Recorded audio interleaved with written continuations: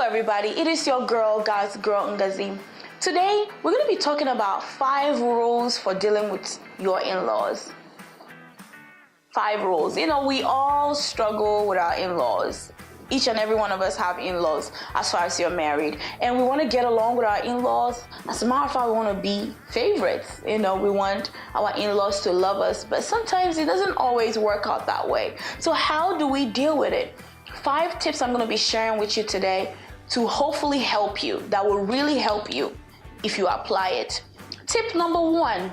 Work with your spouse. Always make sure your family understand that you and your spouse are together in everything. Let them see that you don't make any decisions behind your spouse.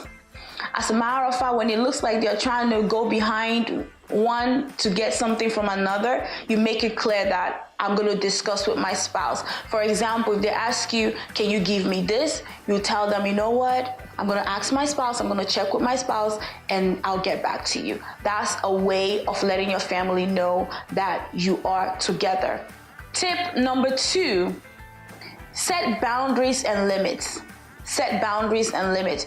Every relationship, there must be boundaries. Boundaries is very healthy. It's letting them know where they can come in, letting them know where they stop, letting them know the limits, the do's and don'ts in your relationship. Very important. Tip number 3, don't talk bad about your spouse to your family.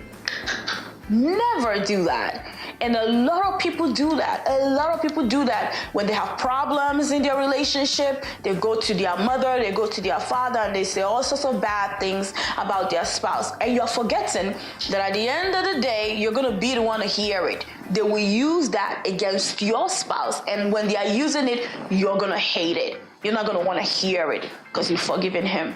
Tip number 4, show respect to their value and their culture. Show respect.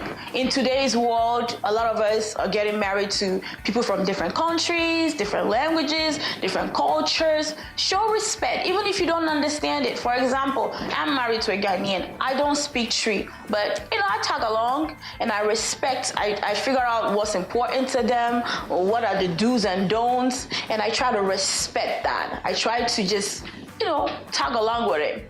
Tip number 5, be loyal and defend your spouse at all time. Very, very, very, very, very important. It doesn't matter what your spouse does. Always stand with your spouse. Defend your spouse to your family.